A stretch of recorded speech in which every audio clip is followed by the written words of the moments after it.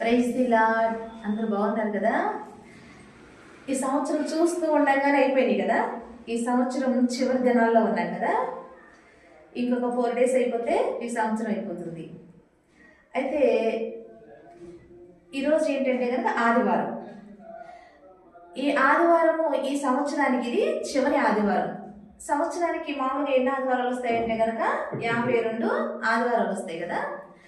52 ఆదివారాలు ఇది చివరి ఆదివారం. ఆదివారం అనగానే ఒక ప్రత్యేకమైన దినంగా కనపడుతుంది. ఏంటంటే కనుక ఆదివారం లోపల ఉన్న అందరికి ఏంటంటే కనుక ఒక హాలిడే.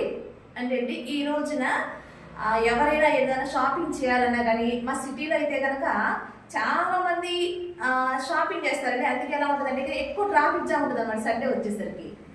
అదేవిధంగా ఆదివారం రోజున ఒక ప్రత్యేకంగా స్పెషల్ కూడా చేసుకుంటారు కదా. అందుకే నాన్ వెజ్ డే అని కూడా అంటారు కదా. అంటే ఆదివారం రాగానే అందరూ హాలిడే కాబట్టి ఇంట్లో ఉంటారు కాబట్టి ఆ రోజు ఒక స్పెషల్ ఏదో ఒక నాన్ వెజ్ చేసుకోవాలి అని చెప్పి ఆ రోజు ప్రత్యేకంగా స్పెషల్ కూడా చేసుకుంటూ ఉంటారు. అదేవిధంగా ఆదివారం క్రైస్తవులకు వచ్చేసరికి ఎలా ఉందంటే కనుక ఒక పునరుద్ధాన దినం. అంటే యేసుక్రీస్తు ప్రభువారు ఆయన 3వ రోజున తిరిగి లేచి ఉన్నారు కదా.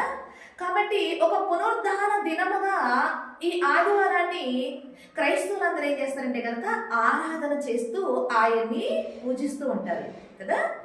కాబట్టి ఏది ఏమైనప్పటికీ కూడా ఆదివారం అనేది ఒక ప్రత్యేకంగా మనకి కనపడుతుంది. అందుకే ఈ మధ్య ఒక సినిమా కూడా మనం చూసాం. అది ఆ డైరెక్టర్ ఎవరు నాకు తెలియదు, కానీ ఆ టైటిల్ అయితే నేను వాల్ పోస్ట్ టైటిల్ చూసే ఏంటంటే కనుక ఆదివారం ఆడవాళ్లకు సెలవు అని చెప్పి. చాలా ఫన్నీగా అనిపిస్తుంది కదా. అంటే ఆదివారం రోజున జెంట్స్ అంటే కనుక జాబ్ చేస్తారు కాబట్టి వాళ్ళకి సెలవు ఉంది, వాళ్ళకి రెస్ట్ తీసుకుంటారు. కానీ లేడీస్కి వచ్చేసరికి ప్రతి దినము ఇంటి పనులు అంటే ప్రతిరోజు ఉండే ఏదైనా ఒక రోజు ఏమైనా ఇంటి పని సెలవు తీసుకుంటే అది కుదురుతుందా? మనం వండుకొని తినాలి కదా. అందుకని ఈ ఉద్దేశంతో ఆ డైరెక్టర్ ఎవరు కానీ ఒక చక్కని ఆలోచనతో ఆయన ఏం చేశారంటే ఆదివారం కూడా ఆడవాళ్ళకి సెలవు అని చెప్పి తీశారండి. నిజానికి ఒకసారి ఆలోచిస్తే అసలు ఆదివారం రోజున ఏ పని చేయకూడదు అనేది నిజానికి ఒకసారి ఆలోచిస్తే కనుక బైబిల్ గ్రంథంలో దేవాది దేవుడు కూడా ఇజ్రాయేల్ అంటే ధర్మశాస్త్ర కాలంలో ఇజ్రాయేల్ నడిపించే టైంలో సబ్బాతు డే ఒకటి పెట్టారు కదా, మనందరికీ తెలుసు కదా. అంటే విశ్రాంతి దినం. అంటే ఆ విశ్రాంతి దినమున ఆయన ఏమన్నారంటే కనుక ఏ పని కూడా ఎవరు కూడా చేయకూడదని చెప్పి 10 ఆజ్ఞల్లో ఒక ఆజ్ఞగా ఇచ్చారండి. ఒకసారి ఆలోచిద్దాం. నిజంగానే ఆదివారం ఆ రోజున దేవుడు ఆ సబ్బాతుని అనగానే విశ్రాంతి దినం అనమాట.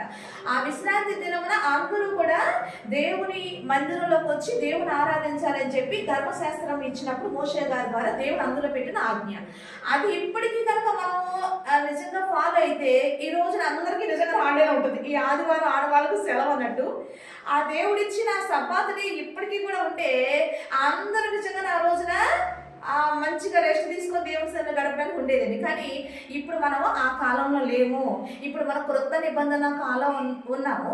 యేసుక్రీస్తు ప్రభు వారు ఇచ్చిన ఆజ్ఞల్లో మనం అందరం ఉన్నాం కాబట్టి అందుకే ఈ రోజున ఆదివారం మనము పునరుద్ధాన దినముగా మనము ఈ రోజున ప్రతి క్రైస్తవులు కూడా ఆరాధన చేసుకునే దినము. అయితే ఈ రోజున ఈ రోజు ప్రత్యేకమైన స్పెషల్ ఏంటంటే కనుక ఈ ఆదివారం స్పెషల్ ఏంటంటే కనుక ఈ సంవత్సరానికి ప్రభు అయిన యేసుక్రీస్తు ప్రభు వారిని ఆరాధించే లాస్ట్ సండేగా మనం ఉన్నామనేది మనం తెలియజేస్తున్నాం అనమాట. అయితే ఒకసారి ఆలోచిస్తే కనుక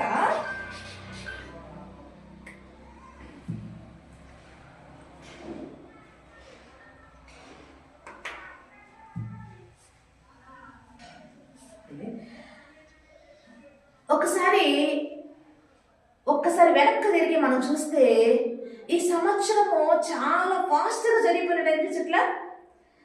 ఈ సంవత్సరం అనిపిస్తుందా? ప్రతి సంవత్సరం అనిపిస్తూ ఉంటుందా? ప్రతి సంవత్సరం కూడా మనకి ఒక్కసారి వెనక్కి తిరిగి చూస్తే దినములు విడిపోతూనే ఉన్నాయి. ఆగుతున్నాయండి? ఆగట్లేదు. అంటే మొన్ననే కదా న్యూ ఇయర్ వచ్చింది, 2025 వచ్చింది, మొన్ననే వచ్చినట్లుంది. కానీ మరలా వెంటనే అయిపోయినట్టు అనిపిస్తుంది. అందుకే దీని గురించి ప్రసంగి గారు ఒక మాట అన్నారండి. ఏంటంటే కనుక ప్రసంగి గ్రంథము 6వ అధ్యాయము ఒకసారి 12వ వచనం చూస్తే కనుక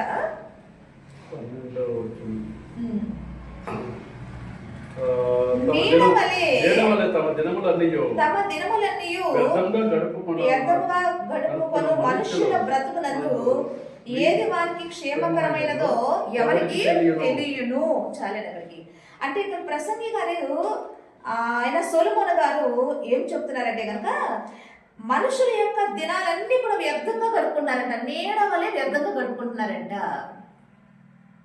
వారు బ్రతుకు దినములో వారికి ఏది క్షేమకరమైనది ఏదో వారికి తెలియకుండానే తమ దినాలన్నీ కూడా నీడ వల్ల వ్యర్థంగా గడుపుకుంటున్నారంట అని ఆయన తెలియజేస్తున్నారండి. నిజమే కదా. ఒకసారి మనం వెనక్కి తిరిగి చూస్తే మనం ఏం సాధించాం, మనం ఏం తెలుసుకున్నాం అనేది ఒక్కసారి ప్రతి ఒక్కరూ మనసు పెట్టి ఆలోచిస్తే వాస్తవం ఏంటి అనేది మనకు అర్థమైందండి. కానీ ఈ రోజున అలా వాస్తవం ఏంటి అనేది ఈరోజు మనం తెలుసుకోవడానికే ఈ రోజున మనము మీ ఎదుటికి ఈ మాటలు తెలియజేయడం దేవాది దేవుడు మనందరి చేతుల్లో కూడా ఈ సత్యమైన మాటలు పెట్టి ప్రజలందరూ తెలుసుకోవాలని ఈ రోజున ఆయన లోకంలో ఉన్న జనులందరితో కూడా దేవాది దేవుడు మాట్లాడుతున్నాడు. అయితే ఈ మాటలు ఎవరు వింటారు అని అంటే నా గొర్రెలు నా స్వరము వినును అన్నాడండి దేవుడు. అంటే ఒకసారి ఆలోచిద్దాము. అంటే మనిషి అసలు ఏం జరుగుతుంది మనిషి జీవితంలో? దినములన్నీ వెళ్ళిపోతున్నాయి. ఇప్పుడు పోయిన దినాలని మరలా మనం తెచ్చుకోగలమా అండి? పోయిన సమయాన్ని తెచ్చుకునే టెక్నాలజీ ఉందండి ఇప్పుడు వచ్చిందంటే రానే రాదు.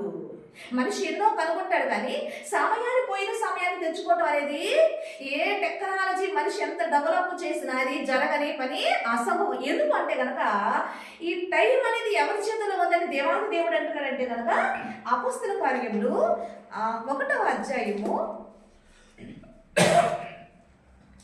అపొస్తలుల కార్యములు 1వ అధ్యాయంలో దేవాది దేవుడు ఏమంటున్నారంటే కనుక 7వ వచనం ఒకసారి చూస్తే కనుక అపొస్తలుల కార్యాలు 1వ అధ్యాయం 7వ వచనం చూస్తే కాలములను సమయములను తన స్వాధీన మందు ఉంచుకొని ఉన్నాడు, వాటిని తెలుసుకున్నట మీ పని కాదు అనండి. అంటే టైం అనేది ఎవరి స్వాధీనంలో ఉందంట? కాలము సమయము దేవుని యొక్క స్వాధీనంలో ఉన్నది అంట. ఒకసారి ఆలోచిద్దామండి. టైం అనేది దేవుని స్వాధీనంలో ఉన్నది అనేది నమ్మదగిన సత్యం. అందుకనే ఆ టైంని ఏ మనిషి కూడా వెనక్కి తీసుకెళ్ళలేడు, ముందుకి తీసుకెళ్ళలేడు కదా. అందుకని ఒకసారి అంటే మా బాబు అండి నేను ఇంట్లో పెట్టి ఏం చేశానంటే బయటికి వెళ్ళొచ్చి ఈ టైంలో నేను చదువుకోమని చెప్పా కదా, నువ్వేం పని చేసావురా అని మా బాబుని అడిగానండి. అడిగితే మా బాబు చదువుకుంటే అల్లరి చేశాడనమాట. అయితే అందుకని నాకు అర్థమయ్యి నువ్వేం చేసావు చెప్పు అని అన్నప్పుడు నేను చదివా మమ్మీ అని అబద్ధం చెప్తున్నాడు. అప్పుడు లేదు నువ్వు అల్లరి చేస్తావు, నువ్వు చదవలేదంటే మా బాబు ఏమన్నాడంటే లేదు మమ్మీ కావాలంటే టైం మిషన్ పెట్టి చూడు అన్నాడండి. అంటే టైం మిషన్ పెట్టి చూడాలంట. మా బాబు ఎందుకు టైం మిషన్ అన్నాడు? టైం మిషన్ అంటే ఏంటిరా అని అడిగితే మా బాబు అన్నాడు టైం మిషన్ ఏంటంటే వెనక్కి వెళ్ళి మళ్ళీ చూసుకోవచ్చు అని చెప్పాడండి. అలా నిజంగా ఉంటుందంటారా? ఎందుకన్నాడు మా బాబు అని నేను ఆలోచిస్తే నా చిన్నప్పుడు చూసిన మూవీ ఒకటి గుర్తొచ్చిందండి నాకు. ఏంటంటే టైం మిషన్ అంటే ఏంటంటే కనుక ఒకసారి ఏ డైరెక్టర్ తీసారు, డైరెక్టర్ అయితే నాకు గుర్తులేదు కానీ తెలియదు కానీ బాలకృష్ణ గారు ఒక మూవీ తీశారు అవునా. అంటే ఒక ఏరోప్లేన్ అంటే ఒక మిషన్, ఆ మిషన్లోకి ఎక్కి ఏదో ఒక సాఫ్ట్వేర్ ఉంటుందంట. ఆ సాఫ్ట్వేర్ బటన్స్ నొక్కితే వెనక్కి వెళ్ళిపోతారంట కొన్ని సంవత్సరాలు కదా. ఇది మన చిన్నప్పుడు అందరూ చూసినట్టే ఉంటాం అనుకుంటా. ఈ మూవీ చాలా మందికి తెలిసే ఉంటుంది. బాలకృష్ణ గారు తీసిన మూవీ అనమాట. ఆయన హీరోగా ఉన్న మూవీ అది. అయితే అది ఆ సాఫ్ట్వేర్ ఏదో బటన్స్ నొక్కితే వెనక్కపోయి ఆ వెనకట వాళ్ళ రూపాలు మారిపోతాయి. ఆ మిషన్లో ఎక్కితే వాళ్ళు మరి వెనక్కి వెళ్ళి వాళ్ళ చిన్నప్పుడు స్థితిగతులు వాళ్ళు చేసినవన్నీ కూడా జ్ఞాపకం వచ్చి మరలా ముందుకు రావాలంటే మళ్ళీ ఏదో బటన్ నొక్కితే మళ్ళీ వాళ్ళు ఉన్న స్థితిలోనికి వాళ్ళు వచ్చేస్తారంట. ఒకసారి ఆలోచి ఇది సినిమా కాబట్టి సరిపోయింది కదా, నిజంగా జరిగిందంటారా? జరగదండి. అంటే వెనక్కి వెళ్ళటం అనేది ఇంపాసిబుల్. అదేవిధంగా కాలాన్ని ముందుకు తీసుకెళ్ళటం అనేది కూడా అది ఇంపాసిబుల్, జరగని పని. ఎందుకు అంటే కనుక కాలానికి కర్త ఎవరు అంటే కనుక ఇక్కడ ఏం చెప్తాడు? కాలంలో సమయములు తండ్రి తన స్వాధీనంలో ఉంచుకుని ఉన్నాడు, అది మీ పని కాదు అన్నాడండి ఆయన. నిజమే కదా. అంటే ఆయనే కాలాన్ని సృష్టించిన దేవుడని ఈరోజు సర్వలోకం అంతా తెలుసుకోవాలి. అయితే ఒక్కసారి చరిత్రలో ఒక అద్భుతమైన సంగతి జరిగిందండి. ఏంటంటే కనుక ఇజ్రాయేల్ ప్రజలు ఐగుప్తులో నుంచి మోషే గారి ద్వారా దేవుడు నడిపించాడు కదా అవునా. అలా నడిపించినప్పుడు మోషే గారి తర్వాత నాయకత్వము ఎవరికి ఇచ్చారు దేవుడు అంటే కదా యెహోషువ గారికి ఇచ్చారు. ఆ యెహోషువ గారు ఇజ్రాయెల్ ప్రజలు నడిపిస్తున్నప్పుడు మరి ఆ కనాను దేశంలో నడిపించేటప్పుడు మధ్యలో ఎంతో మందితో దేవుడు యుద్ధాలు చేయించినట్టు మనం చదువుతున్నాం కానీ చరిత్రలో. అప్పుడు అమోరీయులతో యుద్ధం చేస్తున్న సమయంలో అప్పుడు యెహోషువ గారు ఏం చేస్తారంటే కనుక ఒక ప్రార్థన చేస్తారండి. అదొకసారి చదువుదామా? యెహోషువ గ్రంథము ఆయన ఏం ప్రార్థన చేస్తారని చూస్తే కనుక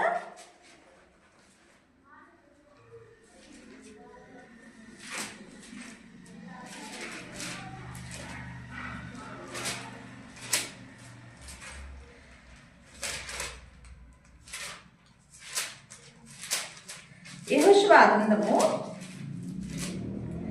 10వ అధ్యాయము ఒకసారి 12వ వచనం చదివితే కనుక 12వ వచనము యెహోవా ఇశ్రాయేలు ఎదుట అమోరీయులను అప్పగించిన దినమున ఇశ్రాయేలీయులు వినుచుండగా యెహోషువ యెహోవాకు ప్రార్థన చేసెను. సూర్యుడా నీవు గిబియోనులో నిలువుము, చంద్రుడా నీవు అయ్యాలోను లోయలో నిలువుము. జనులు తమ శత్రువుల మీద పగ తీర్చుకున్న వరకు సూర్యుడు నిలిచెను, చంద్రుడు ఆగెను. అయితే సూర్యుడు ఆకాశ మధ్యమున నిలిచి ఇంచుమించు ఒక నాడెల్లా అస్తమింప త్వరపడలేదు అని. అంటే ఆ యుద్ధం చేస్తున్నప్పుడు చూడండి, ఎవరైనా పగటిలో పని చేసినట్లు రాత్రికాల సమయంలో పని చేయగలమండి? చేయలేము కదా. యేసుక్రీస్తు ప్రభు కూడా అంటారు కదా, పగలు చేసిన పనులు పగలు చేసిన చీకట్లో చేయలేమని.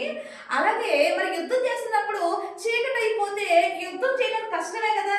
అందుకని యెహోషువ గారు ఒక అద్భుతమైన ప్రార్థన చేశారండి. ఏంటంటే కనుక మరి ఆ ఆకాశ మధ్య ఉన్న సూర్యుడితో మాట్లాడుతున్నాడు. ఏమంటే, సూర్యుడా నువ్వు గిబియోనులో ఎక్కడైతే ఉన్నావో మధ్యలో అక్కడే నిలువు. ఎందుకంటే యుద్ధం అయిపోయేదాకా నువ్వు కదలడానికి వీలు, నువ్వు అస్తమించడానికి వీలేదు, నువ్వు అక్కడే ఉండు. చంద్రుడు కూడా ఆజ్ఞాపించాడు, చంద్రుడా నువ్వు ఆయాలంలో అక్కడే నువ్వు ఉండు అని చెప్పి. నిజమేనండి, ఇది వాస్తవంగా జరిగినట్లు చరిత్రకారులు ఇది నిజమేనా అని పరిశీలించినప్పుడు వాళ్ళకి నిజమేన తేలిందండి. దేవుని మహిమ కలుగును గాక. కాబట్టి అంటే దేవుడు మాత్రమే ఎందుకు ఇక్కడ ఈ సందర్భం ప్రత్యేకంగా ఓ వ్యక్తి ద్వారా ఎందుకు దేవుడికి రాయించి పెట్టాడంటే కనుక అది దేవుడికి అసాధ్యమైంది ఏదీ లేదు. కాలములను చేసిన దేవుడు ఆ కాలములను ముందుకు తీసుకువెళ్ళడు, ఆ కాలమును ఆపగలడు, కాలమును వెనక్కి కూడా దేవుడు మాత్రమే తీసుకెళ్ళడు అనేది ఈ సందర్భాన్ని బట్టి మనకు అర్థమైంది. ఇది టైం అనేది దేవుడు భూమి మీద ఒక ప్రత్యేకంగా కాలము సమయంలో దేవుడు తన చిత్త ప్రకారం నిర్ణయించాడండి. ఈ రోజున సంవత్సరాలన్నీ వెళ్ళిపోతున్నాయి, మరి వెళ్ళిపోయిందని మనమైతే తెచ్చుకోలేము, ముందుకు వెళ్ళిపోతున్నాము. కానీ దీని వెనక దేవుడు ఏ కారణం లేకుండానే ఈ కాలము సమయములు దేవుడు ఈ విధంగా భూమి మీద సృష్టించి ఉన్నారు, చేసి ఉన్నారు అంటారంటే ఒక దేవుడు ఒక ఆలోచన ప్రకారమే చేస్తున్నాడు అనేది ఈ రోజు మనం తెలుసుకోవాల్సిన సత్యం అండి. అయితే ఈ కాలములు సమయములను దేవుడు నిర్ణయించడానికి తెలుసుకోవడానికి దేవుడు చేసిన ఈ సృష్టిలో ఆయన కార్యం ఏంటి అని ఆలోచిస్తే కనుక ఆదికాండం 1వ అధ్యాయంలో సృష్టి చేసినప్పుడు ఈ కాలములు సమయములను మనిషి తెలుసుకోవడానికి ఆయన సృష్టిలో చేసిన కార్యం ఏంటని చూస్తే కనుక ఆదికాండం 1వ అధ్యాయము ఒకసారి 14వ వచనం చూస్తే కనుక దేవుడు పగటిని రాత్రిని వేరుపరిచినట్లు ఆకాశ విశాలమందు జ్యోతులు కలుగునుగా మరియు అవి సూచనలను, కాలములను, దినములను, సంవత్సరములను సూచించుటకై ఉండుగాక అని దేవుడు పలికెను అన్నదండి. అంటే దేవుడు కాలములు సమయములు భూమి మీద ప్రతి నరుడు తెలుసుకోవడానికే ఆయన చేసిన క్రియేట్ అంటే కనుక సూర్యుడిని, చంద్రుడిని ఆయన ఆ సృష్టిలో ఆ సౌర కుటుంబంలో అంతే కదా, ఒక సోలార్ సిస్టమ్ లో ఈ భూమి అని మన గ్రహం ఉంది కదా, అవునా కదా. అంటే అక్కడ సూర్యుడు భూమి సూర్యుడు చుట్టూ తిరిగేదాన్ని బట్టే ఈ రోజున మనకేమొస్తుంది, కాలం వస్తుంది, కాలాలు వస్తున్నాయి. కాలాలంటే ఏంటండి?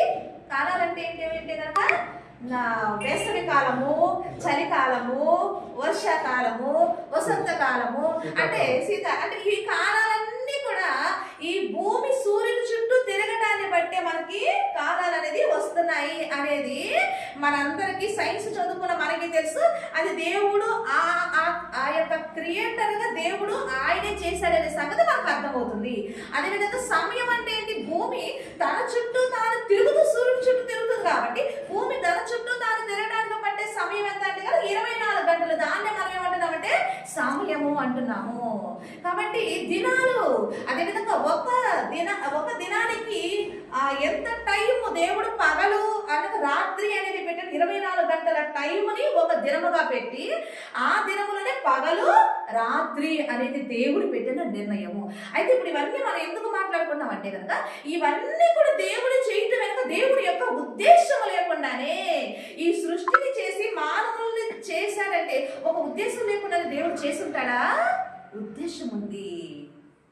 అది ఒకసారి మనము దేవుని ఉద్దేశం ఏంటి, ఆయన సంకల్పం ఏంటి, ఆయన యొక్క ఆలోచనలు ఏంటి అనేది మనకు అర్థమైతే తప్పకుండా ఈ రోజున మనము ఈ సమయాన్ని ఎలా చక్కగా మనం వాడుకోవాలో, దేవుడు మనకి ఇచ్చిన టైంని మనం ఎలా సద్వినియోగం చేసుకోవాలో అనేది మనకు అర్థమవుతుందనే ఈ రోజున ఈ దేవుడు ఈ మాటల ద్వారా మన ఎదుటికి తీసుకొస్తున్నాడు. దేవుడు మహిమ కలుగును గాక. ఒకసారి ఆలోచిస్తే కనుక మనము ఇప్పుడు మనకు అర్థమైంది అంటే టైం అనేది దేవుడే పెట్టి ఉన్నట్టు, టైం అనేది దేవుడి చేతిలోనే ఉన్నదని మనకు అర్థమైంది. అయితే ఈ టైము దేవుడు సృష్టిలో ఆ విధంగా పెట్టి ఆయన హ్యాండ్ ఓవర్లో దేవుడు పెట్టుకొని నడిపించడంలో దేవుడి యొక్క ఉద్దేశం ఏమై ఉంది అనేది ఒకసారి మనం ఆలోచిస్తే కనుక ఒకసారి చూస్తే యోబు గారి గ్రంథంలో యోబు గారు ఒక మాట అంటారండి, చూద్దాం. అది యోబు గారు గ్రంథంలో 14వ అధ్యాయం, యోబు గారు రాసిన గ్రంథంలో 14వ అధ్యాయము ఒకసారి 55వ వచనం చూస్తే కనుక 5వ వచనం చూస్తే నరుల ఆయుష్కాలము పరిమితి గలది, వారి నెలల సంఖ్య నీకు తెలిసే ఉన్నది, మించజాలని భయం పరిమాణము నీవు వారికి నియమించి ఉన్నావు అన్నాడండి. అంటే ఈ టైము దేవుడు సృష్టి ఆరంభంలో ఒక టైం పెట్టి ఈ రోజున మనిషికి కూడా దేవుడు ఒక టైం పెట్టాడు. దాన్నే ఇక్కడ యోబు గారు ఏమనంటే మించజాలని భయం పరిమాణము నీవు నరులకు ఇచ్చి ఉన్నావు. దీన్నే మన భాషలో అర్థం కాదు మరి ఏం చేయదు, ఒక ఆయుష్కాలము. అంటే మనిషికి దేవుడు ఏం పెట్టాడంటే కనుక మించజాలని ఆయుష్కాలం దేవుడు మనిషికి పెట్టాడంట. ఆయుష్కాలం మనిషికి ఎంత అంటే కనుక నీకు అంటే 60 సంవత్సరములు 70 సంవత్సరములు అధిక బలం ఉన్న ఎడల నీ ఆయుష్కాలం 80 సంవత్సరములు అవుతుంది అన్నాడండి. అయితే నీకు ఇచ్చిన ఈ టైము, ఈ కొత్త సంవత్సరం వస్తుంది అని మనం ఎంతో సంబరపడుతున్నాం కదా. ఈ కొత్త సంవత్సరం వచ్చే కొద్దీ ప్రతి నరుడు మనం తెలుసుకోవాల్సింది ఏంటంటే కనుక నీకు ఇచ్చిన టైం అయిపోతుంది అనేది తెలుసుకోవాలి. దేవుని మహిమ కలుగును గాక. అంటే ఒక్కొక్క సంవత్సరం వస్తుంది అంటే కనుక దేవుడు నీకు ఇచ్చిన ఆయుష్కాలము వయ పరిమితి నీకేమో తరిగిపోతుంది. మరి నీ టైంని నువ్వు ఎలా వాడుకుంటున్నావు? అందుకే ఇందాక ప్రసంగి గారి గ్రంథం చదువుకున్నాం కదండి, మనుషుల దినాలన్నీ కూడా ఎలా గడిచిపోతున్నాయంటే నీడ వలె వ్యర్థంగా గడిచిపోతున్నాయంట. వాళ్ళ బ్రతుకు దినముల్లో వాళ్ళకి ఏది క్షేమకరమైనదో వాళ్ళకి తెలియట్లేదంట.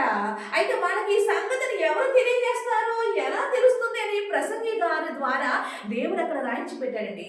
మరి నీ టైం అయిపోయే లోపు నీకు ఈ సంగతులను ఎవరు తెలియజేస్తారు? ఆ రోజున ప్రసంగి గారికి వచ్చింది ప్రశ్న, కానీ ఈ రోజున ఆ సంగతులను తెలియజేయడానికి ఎవరు వచ్చారో తెలుసా అండి? దేవాది దేవుడు యేసుక్రీస్తు ప్రభువుకి వచ్చారు. దేవుని మహిమ కలుగును గాక. ఆయన వచ్చే ఇదిగో నీ యొక్క ఆయుష్కాల దినములు నువ్వు ఎలా నడుచుకోవాలి అనేది తెలియజేస్తున్నాడండి. అయితే నీకు ఇచ్చిన ఆయుష్కాల దినములు నువ్వు ఎలా నడుచుకోవాలి దేవుడు మనకు తెలియజేస్తున్నాడు తెలుసా? ఎఫెసీ రాసిన పత్రిక పౌలు గారి ద్వారా ఎఫెసీ పట్టణానికి లెటర్ రాస్తూ నీకు ఇచ్చిన ఈ టైంని నువ్వు ఎలా వాడుకోవాలి అని అంటున్నారంటే కనుక దేవాది దేవుడు ఎఫెసీ రాసిన పత్రిక 5వ అధ్యాయము ఒకసారి 15-16 వచనం చదివితే కనుక 15-16 వచనాలు, దినముల చెడ్డవి కనుక మీరు సమయమును పోనీయక సద్వినియోగం చేసుకొనొచ్చు, అజ్ఞానుల వలె కాక జ్ఞానుల వలె నడుచుకున్నట్లు జాగ్రత్తగా చూచుకోండి అన్నాడండి. అంటే నీకు ఇచ్చిన టైము ఈ రోజు సంవత్సరం వెళ్ళిపోతుంది, మళ్ళా నువ్వు వెనక్కి వెళ్ళి నీకు ఇచ్చిన ఆయుష్కాలం తెచ్చుకోగలవా అంటే తెచ్చుకోలేవు. పోనీ ఇంకొంచెం ముందుకెళ్ళి ఎగసిన ఆయుష్కాలం నువ్వు తెచ్చుకోగలవా అంటే తెచ్చుకోలేవు. అంటే నీకు ఆయుష్కాలం తరిగించాలన్నా, నీకు ఆయుష్కాలం పెంచాలన్నా ఈ కాలము ఎవరి చేతిలో ఉన్నది అంటే కనుక దేవాది దేవుని చేతిలో ఉంది. అందుకే యెహోషువ గారు ప్రార్థన చేసినప్పుడు ఆ టైంని దేవుడు ఆపాడు. అదేవిధంగా బైబిల్ గ్రంథంలో హిజ్కియా అనే గొప్ప రాజు ఉన్నారండి. ఆయన ప్రార్థన చేసి మరణకరమైన పరిస్థితుల్లో ప్రార్థన చేస్తే ఆయన కూడా దేవుడు 17 సంవత్సరాలు ఆయుష్ కూడా ఇచ్చాడట దేవుడు. అంటే దేవుడికి మాత్రమే ఇవన్నీ సాధ్యం అనేది మనకు అర్థమవుతుంది. కాబట్టి ఈ రోజున సర్వలోకము ఒక పాత సంవత్సరం వెళ్ళిపోతుంది, కొత్త సంవత్సరం వస్తుంది, మనం అందరం ఆనందిస్తున్నాము. కానీ సంవత్సరాలు వెళ్ళిపోతున్నాయి అంటే నీకు ఇచ్చిన టైం అనేది, ఆయుష్కాల టైం అనేది అయిపోతుంది. కాబట్టి ఉన్న టైంని నువ్వు ఎలా వాడుకోవాలని దేవాది దేవుడు ఈ రోజు మనం తెలియజేస్తున్నాడండి. కాబట్టి నీ టైంని, ఇంకా మిగిలి ఉన్న టైంని నువ్వు ఎలా వాడుకోవాలి అని ఇక్కడ దేవాది దేవుడు తెలియజేసినట్టే కనుక సమయం, నీకు ఇచ్చిన సమయమును పోనీక సద్వినియోగం చేసుకొనచ్చు అజ్ఞానుల వలె కాక జ్ఞానుల వలె నడుచుకున్నట్లు నువ్వు జాగ్రత్తగా ఉండమని ఈ రోజున సర్వలోకానికి దేవుడు పిలుపునిస్తున్నాడు. దేవుడు మహిమ కలుగును గాక. ఎలా నడుచుకోవాలంట? అజ్ఞానుల వలె నడుచుకోకూడదంట. అంటే అజ్ఞానం అంటే ఎలా నడుచుకుంటాడంటే కనుక దేవుడు తనకి ఇచ్చిన టైంని ఈరోజు చాలా మంది ఉండి ఏంట్రా అలా తిరుగుతున్నావు, ఏదైనా పని చేసుకోవచ్చు అంటే టైం పాస్. చాలా మంది అంటే టైం పాస్, టైం అదే ఎక్కడికి వెళ్తుంటే ఆ మూవీకి వెళ్తున్నా, ఎందుకంటే టైం పాస్. అంటే నీకు ఇచ్చిన టైం నువ్వేం చేస్తున్నావు అంటే కదా వ్యర్థంగా పాస్ చేసుకొని నీ జీవిత దినములన్నీ కూడా నీడ వలె గడిచిపోతున్నాయి. క్షేమకరమైన తెలుసుకోకుండా వ్యర్థంగా నీ జీవితాన్ని పాడు చేసుకుంటున్నావు. ఇదిగో చూడండి, నువ్వు మరలా అంటే ఏ రోజు నీ టైం అయిపోయి మరణానికి వెళ్ళిపోతున్నావో తెలియదు, కానీ మరణించిన రోజున నీ పరిస్థితి ఏంటి ఒక్కసారి ఆలోచించమని మీ సహోదరికి ఈ విషయం తెలియజేస్తున్నానండి.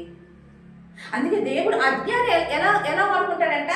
టైం పాస్ చేస్తూ వాడుకుంటాడంట. జ్ఞాని ఎలా వాడుకుంటాడంట అంటే కనుక దేవుడు తనని ఎందుకు భూమి మీదకి మరి దేవుడు తీసుకొచ్చాడో ఆ సంగతి తెలుసుకొని తనకిచ్చిన టైంని ఎలా జాగ్రత్తగా వాడుకోవాలో అని జ్ఞాని తెలుసుకొని తనకిచ్చిన సమయాన్ని సద్వినియోగం చేసుకుంటాడంట, దుర్వినియోగం చేసుకోడంట. కాబట్టి ఒకప్పుడు క్రీస్తు నా జీవితంలో లేనప్పుడు నాకు ఇచ్చిన టైంలో మరి నాకు ఎంత ఆయుష్కాలం ఇచ్చాడో నాకైతే తెలియదు. కానండి నా జీవితంలో క్రీస్తుని నేను ఆయన వైపు చూసినది నా 20వ సంవత్సరం నేను చూశానండి. అంటే 20 సంవత్సరాలు అంటే పుట్టినప్పటి నుంచి కూడా 20 సంవత్సరం వచ్చేంత వరకు కూడా నా టైం అంతా కూడా ఎలా గడిపి వ్యర్థంగా నేను గడిపేసుకున్నాను. అంటే సత్యం ఏంటో తెలియలేదు. ఈ భూమి మీదకి నన్నెందుకు దేవుడు పంపించాడో నాకు అర్థం కాలేదు. మరణం తర్వాత నా జీవితం ఏంటో నాకు అర్థం కాలేదు. నేను ఈ భూమి మీద దేవుని చిత్తాన్ని నేను ఏ విధంగా తెలుసుకోవాలో నాకు అర్థం కాలేదు. నా ఆత్మను ఎలా రక్షించుకొని నేను భూమి మీద బ్రతకాలో నాకు అర్థం కానీ అజ్ఞాన దినములు 20 సంవత్సరములు నేను బ్రతికేశాను అనేది నేను సాక్ష్యం ఇస్తున్నానండి. అయితే ఎప్పుడైతే ఆ క్రీస్తుని గురించిన సువార్త నా దగ్గరకు వచ్చిందో, ఎప్పుడైతే క్రీస్తుని గురించిన మహా జ్ఞానమైన సంగతులు ఆయన బైబిల్ గ్రంథంలో మాటలు దేవాది దేవుడు నాకు తెలియజేశాడో ఆ రోజు నుంచి నా జీవితంలో కొన్ని మార్పులు నేను చూశానండి. ఏంటంటే మనిషికి ఇచ్చిన టైంని ఎలా యూటిలైజ్ చేసుకోవాలి అనే సంగతి నాకు అర్థమైందండి. కాబట్టి ఈ సమయాన్ని దేవుడు ఎలా వాడుకోమని చెప్తున్నాడంటే కనుక ఇదే ఎఫెసీ రాసిన పత్రిక 17వ వచనం చూస్తే కనుక ఇందు నిమిత్తము మీరు అవివేకులు కాక ప్రభు యొక్క చిత్తమేదో గ్రహించుకోమంటున్నాడు. అంటే మన టైము లిమిట్ ఉంది కదా, వయం పరిమితి, వెచ్చజాలని వయం పరిమితి ఆయుష్కాలం ఉంది. కాబట్టి ఈ టైంలో మనం ఏం చేయాలంటే దేవుని చిత్తం ఏంటో నీ పట్లకు తెలుసుకోవాలంట. ఈ రోజున ప్రతి ఒక్కరూ దేవుని చిత్తం ఏంటో తెలుసుకుంటే ఆ చిత్తం అర్థమైనప్పుడు నీ జీవితాన్ని నువ్వు ఎంతో క్షేమకరంగా నువ్వు నడిపించుకోగలవు, అదేవిధంగా నీ ఆత్మను నువ్వు రక్షించుకోగలవు అనేది ప్రతి ఒక్కరూ తెలుసుకోవాలండి.